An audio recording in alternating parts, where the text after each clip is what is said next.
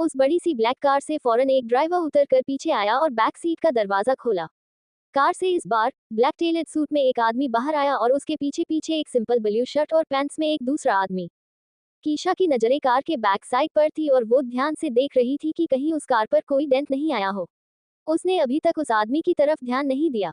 इतने में उस आदमी ने कीशा को देखकर कहा, तो मैडम आप गिरने गिराने के अलावा सड़क पर गाड़ियां ठोकने का भी शौक रखती हैं। कीशा को ये आवाज कुछ जानी पहचानी सी लगी। उसने भवे सिकुड़कर अपना सिर उठाकर सामने देखा था तो उसकी आंखें गुस्से से भर गई। ये और कोई नहीं अद्वित रॉय कपूर था। उसके पीछे खड़ा नितिन कीशा को बड़े ही ध्यान से देख रहा था, मानो उसे ये लड़की एक ही नजर में भाग गई हो। वहीं कीशा गुस्से भरी नजरों से सिर्फ अद्वित को घूर रही थी। अद्वित को सामने देखकर और उसने अभी अभी जो कहा वो सुनने के बाद कीशा का तो मानो दिमाग ही घूम गया था। कार से उतरी तो वो अपनी गलती के लिए माफी मांगने थी, लेकिन अद्वित की बात से कीशा को गुस्सा आ गया था। आपको क्या पता मिस्टर अद्वित रॉय कपूर, कीशा गुप्ता और क्या क्या शौक रखती है। मेरे गिरने का और गाड़ी ठोकने का शौक तो आप देख ही चुके हैं मिस्टर कपूर, अब गिराने का भी देख लीजिए। कीशा ने एक साइड स्माइल के साथ कहा। इतना कहकर कीशा ने अपने पर्स में से अद्वित की रुद्राक्ष माला निकाली और अद्वित को दिखाई, ये रुद्राक्ष माला आपकी ही है ना। माला देखते ही अद्वित ने महसूस किया, वाकई उसकी रुद्राक्ष माला उसके गले में नहीं है। कीशा ने बड़े ही आराम से हवा में वो रुद्राक्ष माला उछाल दी। ये देखते ही अद्वित वो माला पकड़ने के लिए आगे बढ़ने को हुआ कि तभी उसके पैर के आगे एक छोटे से पत्थर के कारण अद्वित डिसबैलेंस होकर जमीन पे गिर गया। वहीं कीशा ने रुद्राक्ष माला अद्वित के पकड़ने से पहले ही पकड़ ली और उसी के सामने अपनी कलाई पर लपेट ली। कीशा ने तो पहले ही उस पत्थर को देख लिया था। ये देख नितिन और ड्राइवर दोनों ही हैरान थे। नितिन ने मन ही मन सोचा, फयो उन सके नितिन कोई दूसरी पसंद कर लेना जिसने सर की बैंड बजा दी, तेरी तो हर रोज बारात निकाल सकती है। ये देख नितिन और ड्राइवर दोनों ही हैरान थे। नितिन ने मन ही मन सोचा, फयो उन सके नितिन कोई दूसरी पसंद कर लेना जिसने सर की बैंड बजा दी, तेरी तो हर रोज बारात निकाल सकती है। इसके बाद कीशा ने अद्वित को ताना मारते हुए कहा, बड़ी गाड़ी में घूमने वालों को थोड़ा डाउन टू अर्थ होना चाहिए। वही ड्राइवर ये सब देखकर बेहद हैरान था, अद्वित को कोई ऐसे कैसे ट्रीट कर सकता है। सब अच्छे से जानते थे कि अद्वित कीशा को ज्यादा कुछ नहीं कह रहा क्योंकि वो एक लड़की है। कीशा की बात पर अद्वित अपनी हथेलियों से जोर लगाकर जमीन से उठ गया और कीशा के चेहरे के सामने अपने हाथों की धूल झाड़ दी। आपके सभी शौक बहुत अच्छे हैं, पर कई बार ऐसे शौक काफी महंगे पड़ते हैं मिस कीशा गुप्ता, अद्वित ने कीशा से कहा और कीशा की तरफ बढ़ने लगा। डॉक्टर कीशा गुप्ता वैसे भी सस्ते शौक नहीं रखती मिस्टर कपूर, कीशा ने एटीट्यूड के साथ हटते हुए कहा, मगर अद्वित के कदम उसकी तरफ बढ़ते ही जा रहे थे। इस पर कीशा भी अपने कदम पीछे लेने लगी। उसे अद्वित पर इस वक्त अच्छा खासा गुस्सा आ रहा था। वो बीच सड़क पे ऐसे एक लड़की को डराने की कोशिश कर रहा है। इतना सोचते हुए कीशा ने जैसे एक और कदम पीछे लिया, कीशा डगमगा कर अपनी गाड़ी के बोनेट पर गिर पड़ी। अद्वित ने अपने दोनों हाथ कीशा की कमर के दोनों साइड बोनेट पर रख दिए और झुकते हुए कहा, ओह क्या नाम बताया आपने मिस कीशा गुप्ता। आपने मेरी गाड़ी का जो नुकसान किया है उसकी कीमत और मेरी रुद्राक्षमाला भी चोरी की है। इसके अलावा ये चोट मेरे हाथ में आपकी वजह से लगी है। इन सब का भुगतान करना होगा। अद्वित ने हाथ दिखाया। अद्वित की हथेली सड़क पर रगड़ने से हल्की सी छिल गई थी। कीशा को ये देखकर इतनी जोर से गुस्सा आया कि उसने अपने दोनों हाथों से जोर लगाकर अद्वित को दूर धक्का दे दिया और फिर कहा, मिस्टर कपूर आप वाकई कितने बदतमीज है। ये भी कोई तरीका हुआ किसी से बात करने का। और रही बात आपके नुकसान की तो आई थिंक आप और आपकी गाड़ी कुछ ज्यादा ही नाजुक है, क्योंकि आपकी गाड़ी पर ना तो कोई डेंट आया है और आपकी हथेली पर जिसे आप चोट कह रहे हैं वो सिर्फ हल्की सी खरोच। ये सब कहते हुए कीशा दो पल के लिए रुकी फिर आगे बोली, and last but not the least, मैंने आपकी रुद्राक्षमाला कोई चुराई नहीं थी। मैं तो खुद नहीं जानती ये मेरे पास कैसे आ गई। हाँ बट एक बात तो पक्की है, आपने जिस तरह से मुझसे बदतमीजी की है ना, अब मैं आपकी माला आपको इस जन्म तो क्या 7 जन्म में भी नहीं लौटा रही। उद्धरण चिन्ह। देखिए मिस कीशा गुप्ता, आप बहुत ही अच्छी बातें बनाना जानती हैं, लेकिन मैंने जो कुछ कहा मुझे उसकी कीमत चाहिए और वो भी अभी, वरना 7 जन्म तो क्या आपके लिए एक जन्म भी मुझसे पंगा लेने के लिए भारी पड़ेगा। अद्वित ने अपने हाथ फोल्ड करते हुए कहा। इस पर कीशा ने अपने पर्स से ढूंढकर एक बंडाट के निकाला और अद्वित का हाथ जबरदस्ती पकड़कर उस खरोच पर चिपका दिया। अद्वित ने हाथ पलटकर देखा तो उसकी आंखें गुस्से में बड़ी बड़ी हो गईं। उसकी चोट पर एक बाबी डॉल बंडाट के था। इस पर अद्वित कीशा को कुछ कहने को हुआ तो देखा कि कीशा ने उसकी कार के पीछे भी 2 बैंडेजेस क्रॉस करके लगा दिए थे। ड्राइवर और नितिन दोनों को ही ये देखकर इतनी जोर से हंसी आई कि वो ना चाहते हुए भी हंस पड़े। अद्वित ने पलटकर उन दोनों को लगभग खा जाने वाली नजरों से देखा। तो दोनों इधर उधर देख अनजान होने का ड्रामा करने लगे। आद्वित कीशा की इस हद से गुस्से के मारे बिल्कुल पागल हो जाने वाला था। मिस्टर कपूर, एक डॉक्टर होने के नाते मैं आपके और आपकी इस नाजुक गाड़ी के लिए जो कर सकती थी किया। सो अब हमारा हिसाब बराबर। और एक बात और, मुझे ना थैंक यू कहने की भी कोई जरूरत नहीं है। परेशानी में लोगों के काम आना, ये तो मेरा अच्छा नेचर है। कीशा ने बड़ी ही प्यारी स्माइल के साथ इतना कहा और जाने के लिए मुड़ गई। आद्वित वहीं खड़ा उसे गुस्से से घूर रहा था। कीशा ने गाड़ी स्टार्ट की और विंडो डाउन करके बड़े ही प्यार से ड्राइवर को देखकर कहा, मिस्टर ड्राइवर साहब, इस बार के लिए आई एम सॉरी, बट अगली बार से गाड़ी बीच सड़क पर रोकने से पहले पिछली गाड़ी को इंडिकेटर जरूर दे दीजिएगा, वरना तो आप जानते ही हैं, इनकी बेचारी नाजुक गाड़ी को कुछ भी हो सकता है। बाय। कीशा की बातों पर ड्राइवर ने हाँ में गर्दन हिला दी। कीशा ने लास्ट बार गुस्से से खौलते हुए आद्वित को देखा और आंखों पर शेड्स चढ़ाकर अपनी कार साइड से निकाल ली। गाड़ी को जाते देख ड्राइवर और नितिन दोनों ही वेव कर रहे थे। देख आद्वित ने उन दोनों को घूर कर देखा तो नितिन अपने बाल सेट करने लगा और ड्राइवर ने अपना हाथ खट से पीछे कर लिया। इसके बाद ड्राइवर ने चुपचाप गाड़ी का दरवाजा खोला और नितिन और आद्वित दोनों गाड़ी में बैठ गए। ड्राइवर खुद भी कार में आ गया और कार स्टार्ट की। आद्वित कार में बैठकर अपना हाथ देख रहा था जिस पर कीशा ने वो बाबी डॉल वाला बंडागे लगाया था। आद्वित को उसे देख कीशा को लगभग मार डालने का मन कर रहा था। वहीं नितिन ने जब ध्यान दिया कि आद्वित उस बंडागे को घूर रहा है तो उसे भी कीशा की बेबाकी याद आ गई। आद्वित ने मन ही मन सोचा, ये लड़की आखिर चीज क्या है, समझती क्या है खुद को। इस पर आद्वित याद करने लगा कैसे जाते जाते कीशा ने आद्वित की जगह ड्राइवर से माफी मांगी थी। सिर्फ आद्वित को टीज करने के लिए। इतना सोचते ही आद्वित को और भी ज्यादा गुस्सा आने लगा। नितिन भी मन ही मन सोच रहा था, सच में किसी ने आज तक सर से ऐसे बात करने की हिम्मत नहीं की थी। ये लड़की तो कसम से आग ही आग है। कुछ ही देर में कीशा की कार लाइफ केयर हॉस्पिटल के पार्किंग एरिया में आकर रुक गई। कीशा ने कार पार्क की और नीचे उतरने से पहले अपनी स्कर्ट उतार के गाड़ी में ही रख दी जिसके नीचे उसने ब्लू जीन्स पहन रखी थी। उसका yellow coat blue skin fit jeans के साथ काफी कोऑर्डिनेट कर रहा था। साथ ही कीशा ने अपनी बड़ी इयररिंग्स उतारकर छोटी छोटी व्हाइट टॉप्स पहन लिए। इसके बाद कीशा ने खुद को रियर व्यू मिरर में देखा और धीरे से खुद से कहा, ऐसे ठीक है। तभी उसे कुछ याद आया और वो अपने बैग में कुछ ढूंढने लगी। काफी ढूंढने के बाद उसने पर्स से फाइनली अपनी छोटी सी नोज रिंग निकाली और पहन ली और अपने बाल बांधने को हुई तभी उसे कुछ याद आया तो उसने अपने बालों को खुला ही छोड़ दिया। कीशा ने दोबारा खुद को देखते हुए कहा, अब तो कोई कमी नहीं होनी चाहिए। इसके बाद उसने अपने दुपट्टे को एक स्टोल से रिप्लेस किया और अपनी गर्दन में वो स्टोल डालकर कार से नीचे उतर गई। कीशा ने कार से ढेर सारे बलून्स और शॉपिंग बैग्स निकालकर अपने हाथ में किसी तरह पकड़ लिए। कीशा अंदर जाने लगी तभी एक कार उसके सामने आकर रुकी और विंडो डाउन हुई तो कीशा ने देखा कार में सर्वेश था और उसके साथ रीशा भी। सर्वेश ने कीशा को देखा और बस देखता ही रह गया, वो सुबह से भी ज्यादा सुंदर लग रही थी। रीशा ने झांक कर कहा, कीशा तुम भी अभी यहाँ पहुंची हो। रीशा की बात पर कीशा को अचानक आद्वित का ध्यान आया। उसी की वजह से कीशा को यहाँ पहुंचने में लेट हुआ। कीशा को उस पल के लिए आद्वित पर बहुत गुस्सा आया। फिर उसने बहाना सा बनाकर कहा, हाँ अभी ही पहुंची हूँ, वो बच्चों के लिए शॉपिंग करने में थोड़ा लेट हो गया था। लेट हो गया तो कोई बात नहीं, कम से कम तुम सर्वेश को देखकर फ्यूरियस मोड से वापस नॉर्मल मोड पर तो आए, वरना घर से तो झांसी की रानी बनकर जैसे जंग के लिए निकली थी। रीशा ने गाड़ी से बाहर निकलते हुए कहा। उसकी बात सुन सर्वेश खुश हो गया तो वहीं कीशा का मन उसे चप्पल उतार कर मारने को कर रहा था।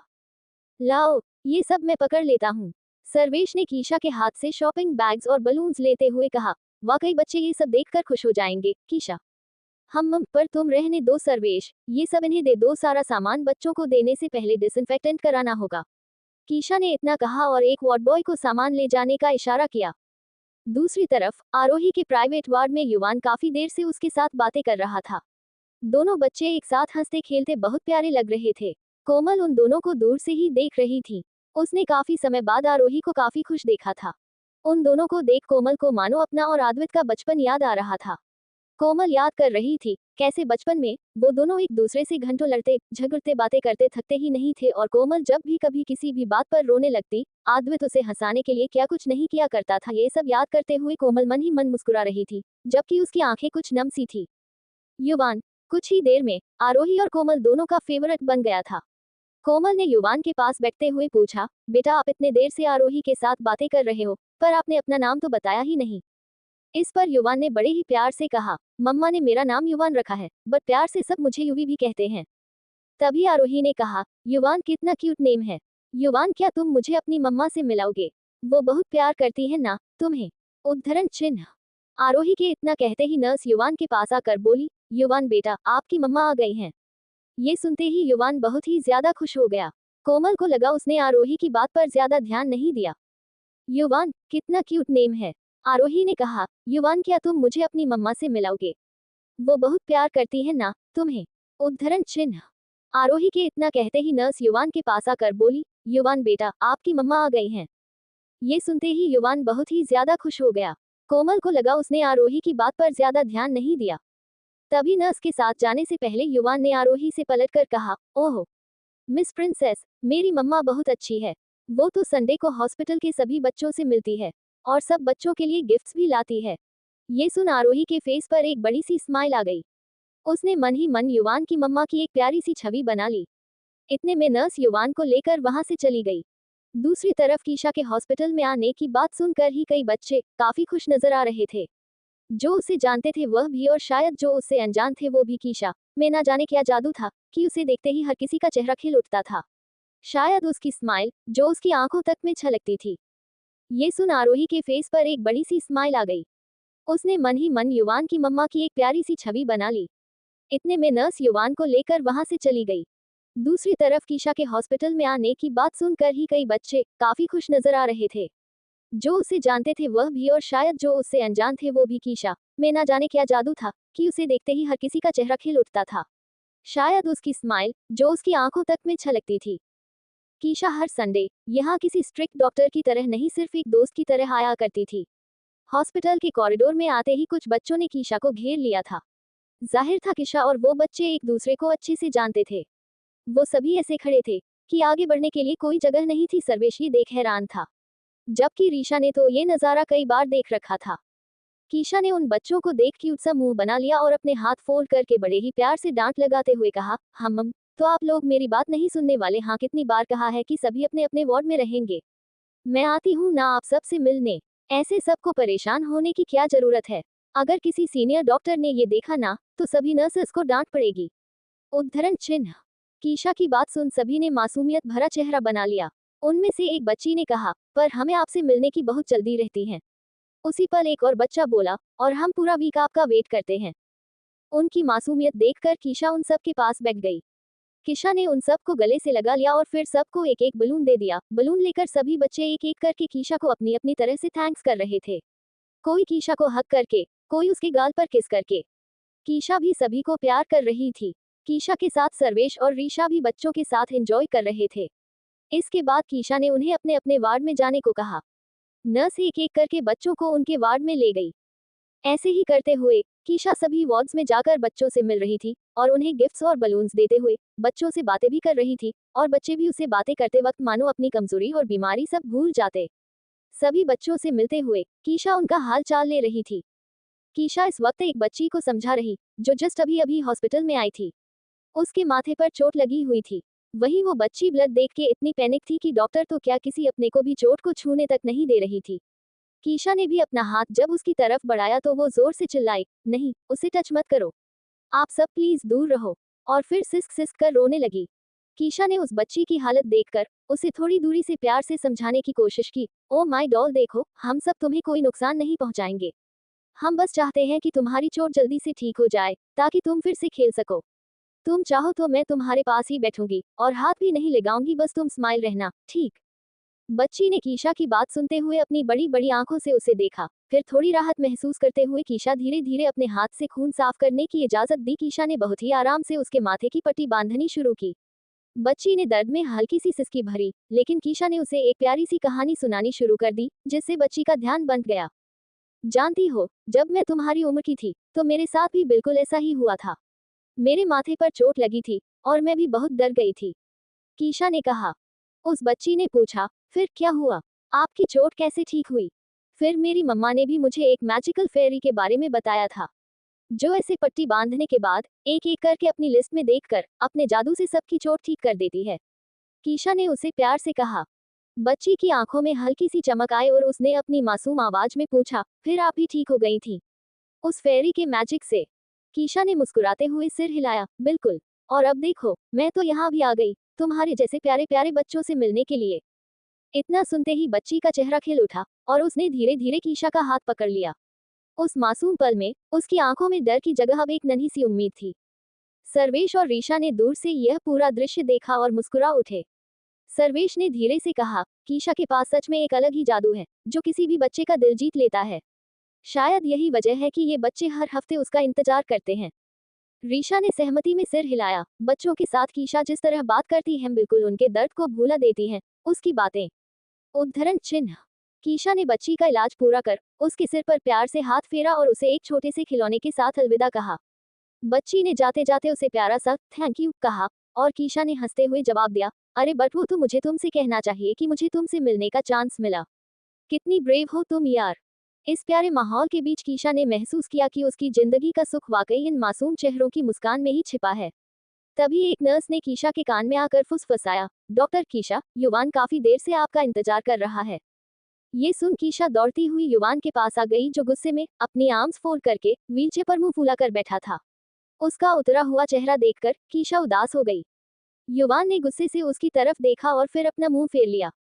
कीशा युवान के पास आकर अपने घुटनों पर बैठ गई। इस पर भी युवान ने उससे बात नहीं की। कीशा ने फौरन अपने दोनों कान पकड़ लिए और मासूम सा फेस बना लिया। युवान, मम्मा से बात नहीं करोगे? मम्मा, इज सो सॉरी डूड। कट्टी, पहले तो लेट, फिर मुझसे अब तक मिलने नहीं आई। मुझे नानी नानू के पास वापस जाना है। वो सब मुझे अकेले नहीं छोड़ते। एंड योर पनिशमेंट, युवी आपसे बात नहीं करेगा। युवान ने कीशा से नाराज होते हुए कहा।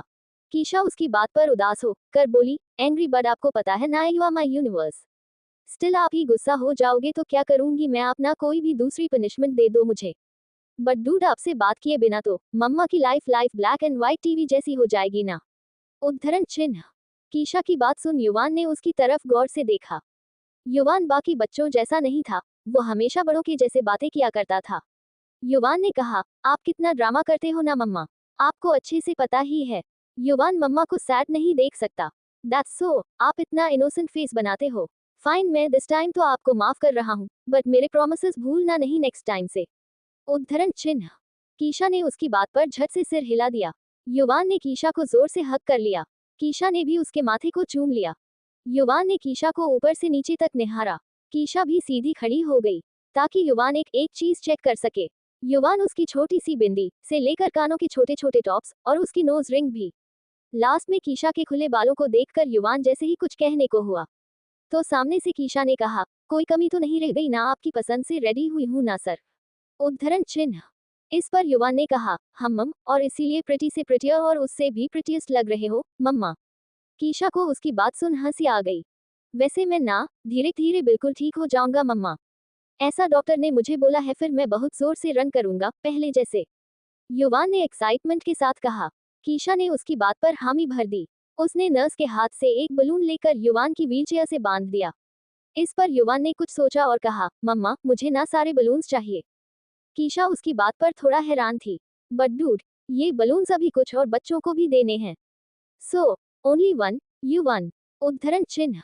No, I want all these, मुझे ये बलून्स दीजिए, बाकी बच्चों को आप कुछ और दे देना ममल। युवान ने इतना कहा और अपना हाथ आगे बढ़ा दिया। बट आप इतने बलून्स लेकर क्या करोगे युवान, इन सब की मदद से उड़ोगे? कीशा ने युवान से मस्ती करते हुए कहा। इस पर भी युवान ने सिर्फ एक ही बात कही, मुझे ये सांप चाहिए, मतलब चाहिए। उद्धरण चिन्ह। कीशा ने उससे आगे कुछ और नहीं कहा और नर्स से वो सारे बचे बलून्स युवान को दे दिए। युवान ने अपने छोटे से हाथ में उन बलून्स की डोरियां थाम ली और दूसरे हाथ से बड़ी कोशिश करते हुए व्हीलचेयर चलाने लगा।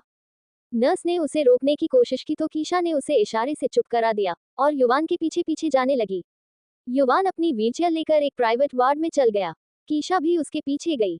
युवान ने वार्ड में जाकर वो सारे बलून्स बेड पर बैठी उस बच्ची की तरफ बढ़ा दिए।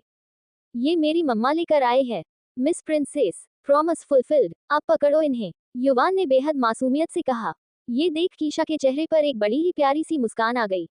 उसने देखा वार्ड में उस बच्ची के अलावा एक औरत भी है जो युवान को देखकर मुस्करा रही थी और कोई नहीं, कोमल थी। युवान ये सारे बलून्स आरोही के लिए लाया था। आरोही ने उन बलून्स को पकड़ने की कोशिश की तो उनमें से कुछ उड़कर वार्ड की छत से चिपक गए। उन बलून्स को देख आरोही के चेहरे की मुस्कान वाकई दिल चुरा ले जाने वाली थी। इतने सारे बलून्स मेरे लिए, ये कितने प्यारे हैं ना बोई, आरोही ने कोमल को देखकर कहा। उसने हाँ में सिर हिला दी। तभी कोमल की नजर कीशा पर गई।